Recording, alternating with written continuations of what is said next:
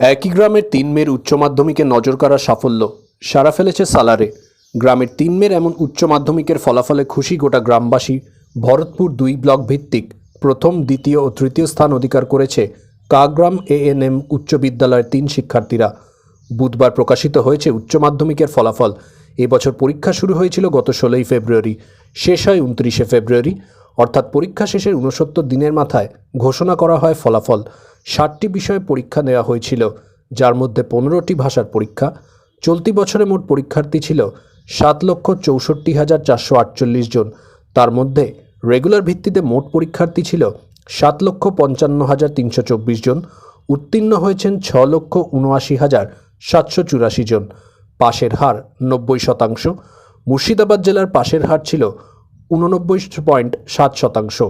মুর্শিদাবাদ জেলার পাশাপাশি ভরতপুর ২ ব্লক ভিত্তিক প্রথম, দ্বিতীয় ও তৃতীয় স্থান অধিকার করেছে কাগ্রাম এএনএম উচ্চ বিদ্যালয়ের ৩ শিক্ষার্থী। প্রথম স্থানাধিকারী হল সায়নী ব্যানার্জি, তার প্রাপ্ত নম্বর ৪৬৪। দ্বিতীয় হয়েছে রনক জাহান, তার প্রাপ্ত নম্বর ৪৬০, ও তৃতীয় হয়েছে নবনীতা মণ্ডল, তার প্রাপ্ত নম্বর ৪৫৮।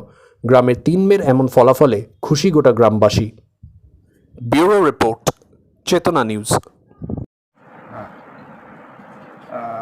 তুই কত পেয়েছো উচ্চ মাধ্যমিকে? আমি উচ্চ মাধ্যমিকে ৪৬৪ পেয়েছি। তোমার স্কুলের নাম? স্কুলের নাম কাগ্রাম অমরনাথ মুখার্জি উচ্চ বিদ্যালয়। তুমি কি জানো যে এই সালার ব্লকে যতগুলো স্কুল আছে তার মধ্যে তুমি হাইস্ট পেয়েছো?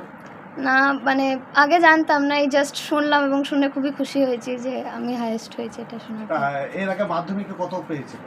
মাধ্যমিকে আমি ৬৩২ পেয়েছিলাম। সেখানে কত পার্সেন্ট ছিল? সেখানে 90.29%। এবার কত হয়েছে? এবার হয়েছে 92.8%। এরপরে কোথায় যাবে এই স্কুল থেকে? এরপর আমার এমনি ইংলিশ নিয়ে অনার্স করার ইচ্ছা আছে। এবার দেখা যাক যেখানে চান্স পাবো সেখানে। হ্যাঁ, কোন স্কুলে পড়তে? আমি কাগ্রাম অমরনাথ মুখার্জি উচ্চ বিদ্যালয়। কোন কলেজে অ্যাডমিশন নিবে ভাবছিল? অ্যাডমিশন বলতে যত মানে যেমন কলেজ পাবো সব ভালো কলেজেই অ্যাপ্লাই করব, এবার যেখানে যেমন অ্যাডমিশন পাবো। আচ্ছা, এই রেজাল্টে ক্রেডেনশিয়াল তুমি কাকে দিতে চাও এই রেজাল্টের উপর? আমার সমস্ত টিচারদের, যেমন আমার টিউশন টিচার, আমার ইংলিশের টিচার নয়ন স্যার, এবং আমার পলাশ স্যার যার কাছে আমি ফিলোসফি এবং অন্যান্য সাবজেক্ট পড়তাম। আমার একটা দিদি যিনি আগেরবার ব্লকে 3rd হয়েছিলেন, নন্দিনী রয়, উনিও আমাকে সংস্কৃত, ফিলোসফি জাতীয় অনেক সাবজেক্টেই সাহায্য করেছেন। এবং এছাড়াও আমার বাবা আমাকে বাড়িতে সবসময়তেই হেল্প করতেন রাতের দিকে পড়াশোনায়, যে কোনো কোথাও যখনই সমস্যা হতো তখনই বাবা আমাকে হেল্প করতো। কতক্ষণ পড়তে তুমি? এমনিতে কোনো বাধা ধরার সময় ছিল না, তবে বেশিরভাগটা আমি রাতের দিকে পড়াটাই বেশি প্রেফার করতাম। সন্ধ্যে থেকে রাত 10টা 11টা, পরীক্ষার আগে একটু মানে রাত জেগে পড়ার অভ্যাস হয়েই গিয়েছিল। 2025 যারা পরীক্ষা দেবে তাদের উদ্দেশ্যে কি বলবে? তাদের উদ্দেশ্যে একটাই বলবো যে প্রথম থেকেই মানে তারা যেন নিজেদের স্ট্রিমটা ঠিকভাবে চুজ করে, মানে কারো চাপে পড়ে না নেয়, নিজেদের যেটা পছন্দ সেটা নেয়। এবং যদি সায়েন্সের হয় তাহলে অবশ্যই যেন ভালো করে প্র্যাকটিস করে, এবং আর্টসের হলেও ভালো করে পড়াশোনা করে, এবং টিচারদের নোটসের ওপর গুরুত্ব দেয়, এবং এছাড়াও নিজে মানে সেলফ নোটও তৈরি করে, কারণ নিজে না পড়লে তো কিছু হবে না। তাই নিজে পড়াশোনার সময় বাড়াতে হবে আর পড়াশোনার প্রতি আগ্রহ দেখাতে হবে, তাহলেই হবে। মানে পরিশ্রম করলেই সাফল্য পাওয়া যায়। তোমার স্কুলে সায়েন্সের হাইস্ট রেজাল্ট কত হয়েছে? প্রবাবলি 439।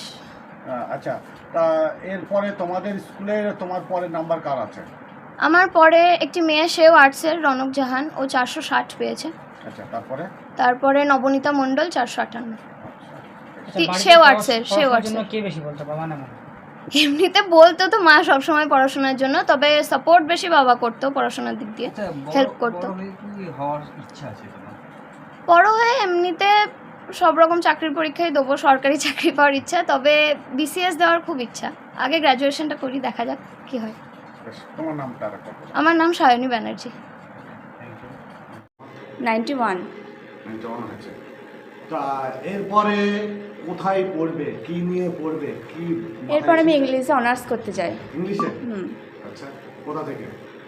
বহরমপুর বা বোলপুর বিশ্বভারতী থেকে বা কাটোয়া, মানে 3টে ফর্ম ফিল আপ করে রাখবো।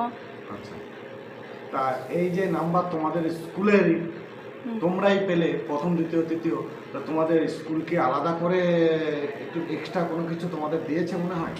না, আমি তত স্কুল করতামই না, আমি বাড়িতেই পড়াশোনাটা বেশি করতাম। আর টিউশন? টিউশন 2টো ছিল, একটা ইংলিশে একটা অন্য সাবজেক্টে। পড়াশোনার বাদ দিয়ে আর কি ভালো লাগে? ছবি আঁকতে, নাচ করতে।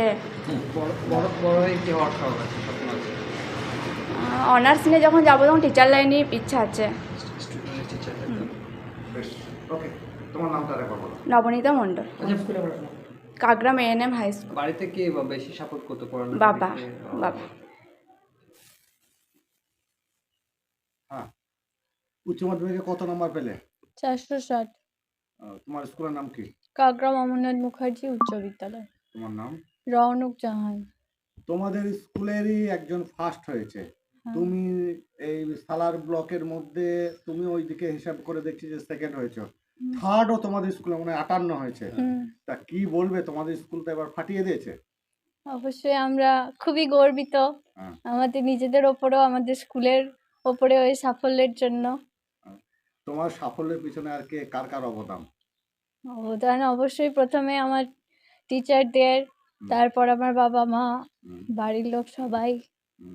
তা আর্টসের মধ্যে এত নাম্বার পাওয়া তোমার কি মনে হয় যে আরো যারা ছেলে মেয়েরা ভাবে যে আর্টসে এত নাম্বার পাওয়া যায় না, এত নাম্বার পেয়েছো, তাদের উদ্দেশ্যে কি বলবে? আর্টসে পড়লে অবশ্যই আর্টস ভালো একটা নাম্বার পাওয়ার।